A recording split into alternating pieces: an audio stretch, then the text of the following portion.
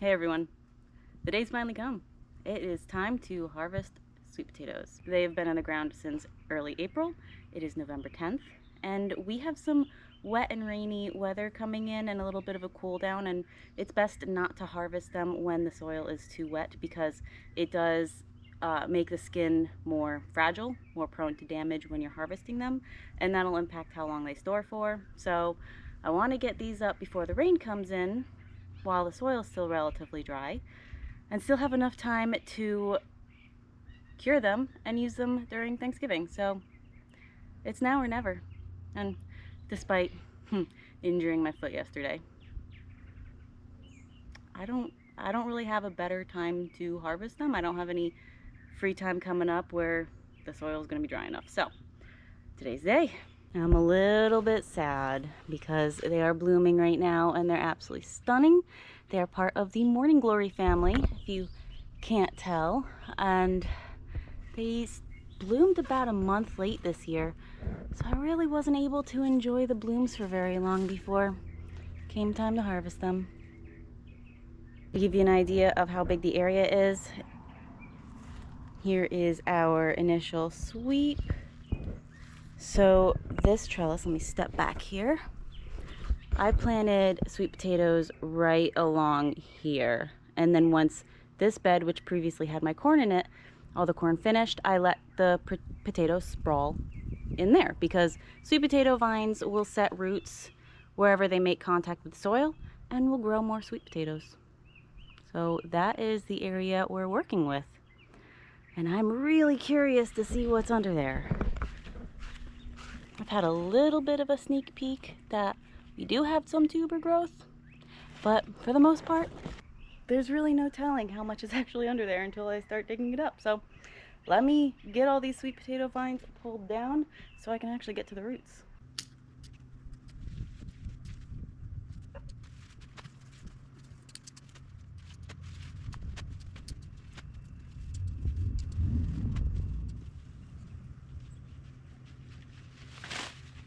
Well, that is a pile.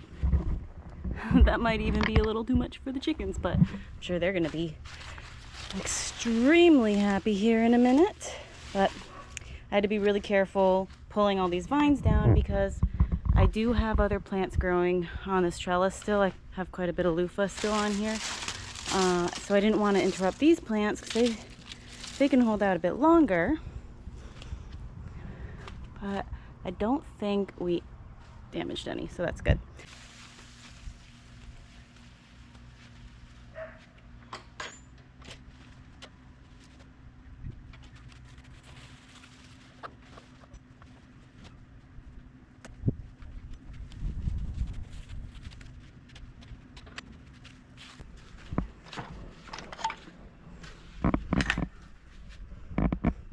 Those are gonna be some happy girls. I got most of the vines removed and most of the mulch removed. You can see there's still some vines attached to the ground, and I did that because I wanted to mark where they had rooted, so it would be easier for me to kind of locate prime dig spots. But initially I only planted here. I can tell you that this one, that one there, and this one were the one more, and this tiny one were the 6 initial slips that I planted. I only planted 6 slips initially. I knew they would spread. So what you see, what I get today, is from 6 slips. And these sweet potatoes I started 2 years ago. I used an organic sweet potato I bought at the supermarket, made slips off of those. I have videos if you want to check out how to make your own slips. And ever since then, I've just kept them going. I have enough usually left over to start slips the next season. So it's the same line of supermarket sweet potato that I've just been using every year. Now I will say this year, around mid to late June, a friend of mine did give me some cuttings off of her purple sweet potato vines. I think it was a Japanese purple sweet potato. Now that's pretty late to be putting slips in the ground and expect any kind of root development, but they did root for me, so I did plant them in the ground to see what would happen. and that's going to be in this corner of the bed.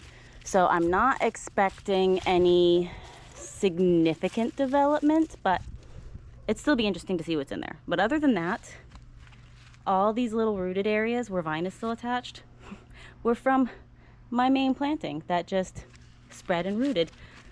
Look at that. Look at all these little guys poking out of the ground. Just secondary root systems that produced sweet potatoes. And you know how I said I just let it sprawl after the corn was done? There's an old corn stalk. There's an old corn stalk. You can even kind of see the rows. But yeah, by the time they were ready to start spreading, the corn was ready to be harvested. So it worked out perfectly. I am insanely curious to see what's under there. Sweet potatoes are one of those things where they grow for so long. They take so long. They take something like 120 days minimum. And they've been in the ground for so long, and you really have no idea how the root development is going, because you can have great foliage and no roots. If your foliage is a little too great, you have giant leaves. I'm talking absolutely massive leaves. Hold on. Like way bigger than this.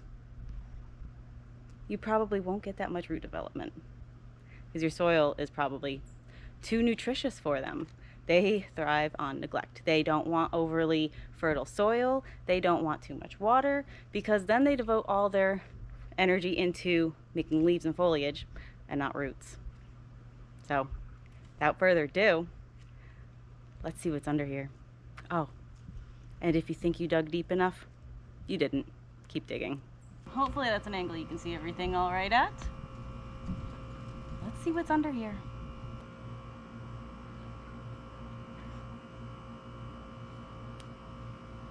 Well, that's mildly underwhelming. Hopefully it's not a sign of what's to come.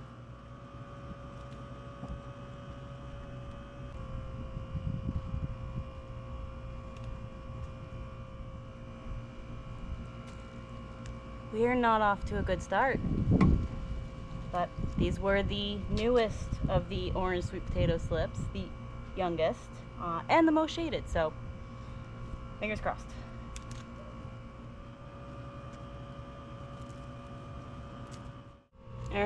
Well, last year, the first one I pulled out was about the size of my head, so hopefully it was just a false start. I have to say, I'm a little surprised. Yeah. Well, let's keep going. I didn't even see any additional signs of root development. Telltale sign. There's nothing left under the ground if you aren't finding these little red roots everywhere, so. Back to it. You don't just want to grab and yank it. You want to dig down to the bottom of the sweet potato, or else you'll just kind of snap it in half. A lot of people will use like pitchforks or some sort of tool to get to the bottom. As long as the ground is workable, I'd much rather use my hands because it's a lot less likely that you're going to damage it. Oh, goodness. Yeah, there's stuff in here. This is going to take a minute. That's respectable.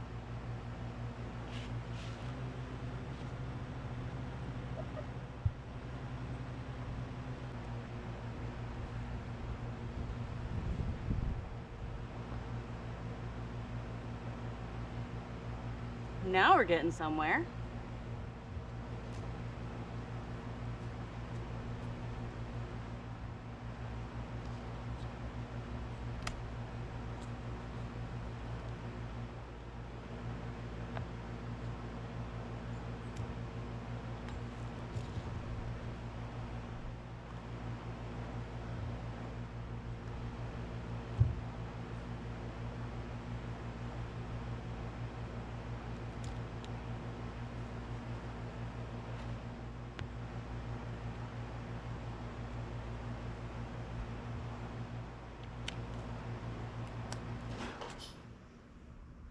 Well, that's it for the main area where the slips were initially planted. So everything from here on out is going to be offshoots.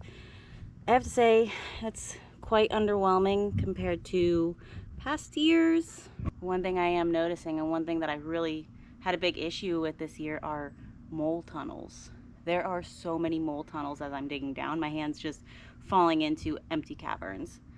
So the plan is, over the winter, I'm gonna dig out a lot of the soil, as much as I really don't like to disturb the soil that much, and line the bottoms of all my raised beds with hardware cloth, so the moles can't dig into my garden anymore, because they took out all my tomatoes this year, and it looks like they may have impacted how the sweet potatoes are growing, but they're still quite a large area, so it's not over yet.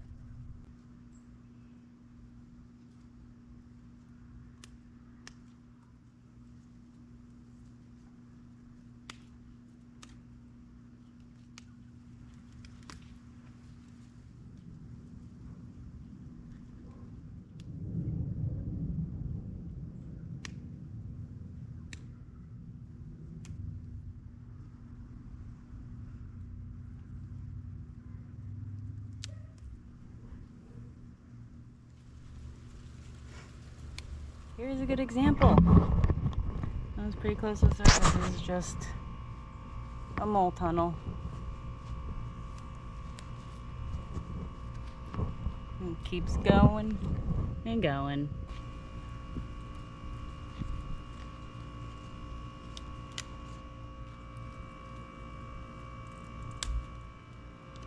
Wait, are these purple? Those look kind of purple. Maybe the Japanese purple sweet potatoes did something after all. I mean, they're offshoots, so they're very, very small, but those look purple. Oh, how neat. It is purple. Curious what the inside looks like, so let's snap one of these. Oh my goodness, look at that. Oh, that's cool.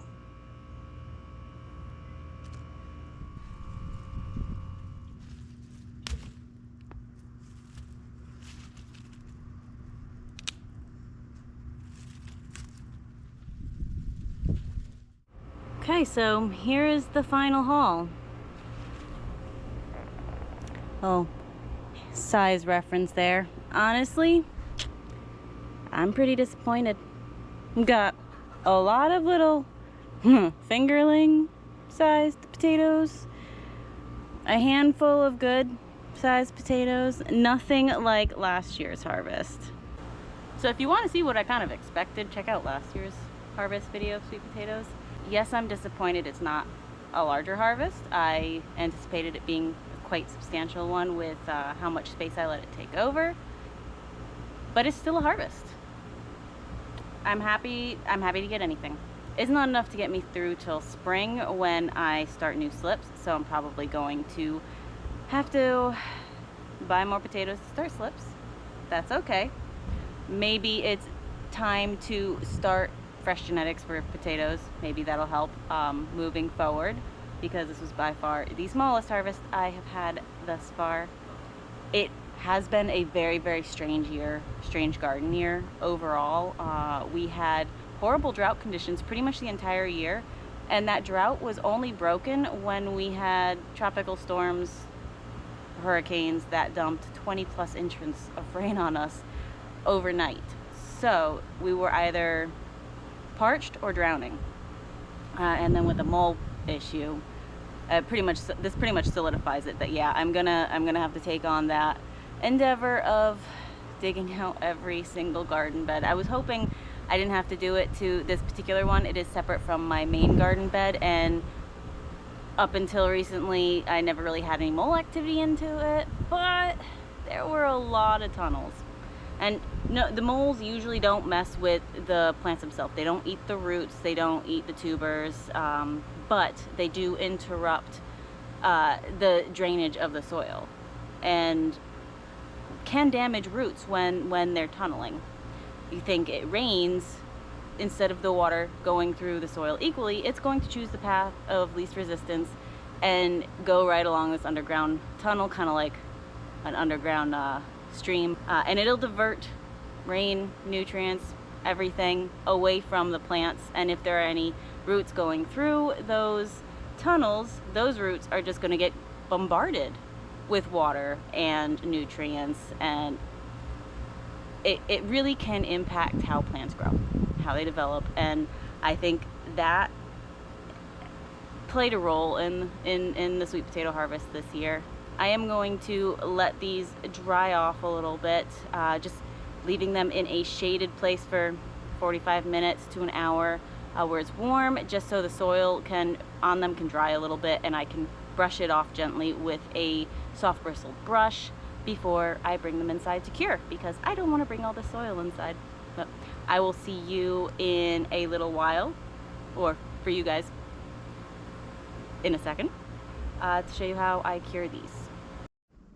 All right, I got them all brushed off, separated the ones that are big enough to cure from the ones that aren't. Honestly, I didn't brush the dirt off these. I'm just gonna wash them and dehydrate them for dog treats immediately, but those ones are gonna go for curing. But before I go through all that, I am not gonna forget to weigh these this year. I always forget to weigh them. So let's see what we are working with. That is roughly 10 pounds. That's not a lot. I had 45 pounds last year. But anyway, I know instinctually you're probably going to want to take these inside after harvesting them and wash them off, get all the dirt off. Don't do that. Do not get these wet until you are ready to use them. Because we're not using these today, and honestly, they wouldn't be that great today anyway, we need to cure these. We're not going to wash them before we cure them. They won't cure properly. Just brush off any loose dirt that you can, and I will show you how to cure them. But what curing is basically making it shelf stable, making it so it stores for a long period of time. It will thicken up the skin. Let's see if I can, yep. It will heal any wounds that happened during harvest time, so it won't be a place for the potato to potentially rot over time. And it'll also concentrate the sugars in the sweet potato, making it so much sweeter. A properly cured sweet potato can last a really, really long time. One that isn't cured, it'll start to shrivel and get wrinkly and possibly even moldy within a week. So let me show you what to do. To cure sweet potatoes, you're going to need to store them in a humid, dark, warm place for 4 to 7 days minimum. And it can sometimes take up to 2 weeks if the conditions aren't just right. But basically, complete darkness, around 95% humidity, 90 to 95% humidity, and 85 degrees is what you're looking for with good airflow. It's a little bit hard to accommodate these when you don't have warm temperatures outside. Maybe it's fall and has cooled down outside, so you can't just put them in a container outside and let nature take care of it for you. So you gotta get creative. Maybe you don't have a root cellar. Maybe you don't have a greenhouse. I certainly don't. So I use my garage. Last year I used my guest bathroom just to replicate these conditions. And what I use is a tote, a heat mat, like a seed starting heat mat, although I have used heated blankets in the past. It's just tedious because you have to keep turning them back on. A towel and a cup of water. Put the heat mat under your tote. This is what's going to get the temperature to where it needs to be. And then put a towel inside the tote so none of the sweet potatoes are directly resting on the plastic. Arrange your sweet potatoes in the tote so none of them are touching. If you have more sweet potatoes and you have space in your tote and you don't have multiple totes or multiple heat mats to set up multiple curing stations, you can put layers on top. If you have those baker's cooling racks, you can put a layer of sweet potatoes on top of one of those with a layer underneath them. I've seen people layer cardboard. I haven't done it that way. I really don't want them touching each other or anything else. Anything that can hold moisture against the skin of the sweet potato could potentially cause it to mold or rot or get a soft spot or not cure properly. But I didn't get that many sweet potatoes, so that's not going to be an issue this time around. But we're gonna arrange them so none of them are touching. The towel will keep it from touching direct plastic, which could cause it to get too hot in contact with the heat mat or get like a damp spot on one side. And I'm gonna leave a little space for a container of water. So let me set that up real quick and I'll be right back. And there you have it. So the water that's kept in the container with the sweet potatoes is going to increase that humidity in that air to get it to that 95% that it needs to be. Okay, let me get this set up to about 90, nope, 85.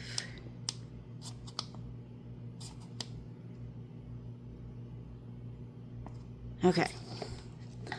And it's a good idea to have some sort of temperature sensor in there and humidity reader. I do have a humidity reader that I am going to pop in here.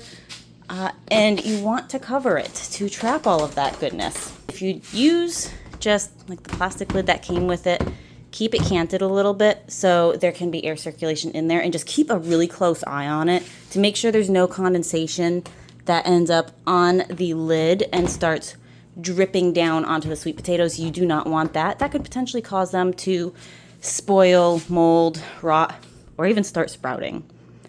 You can also use a sheet. For now, I'm just going to be using the cover and keeping it off a little bit. I might swap mine out for a sheet later, depending on how much I'm fighting the temperature in the garage here, because it has cooled down a little bit outside, so the garage isn't staying as warm as it used to, but it's still staying warmer than inside the house where we still have the air on.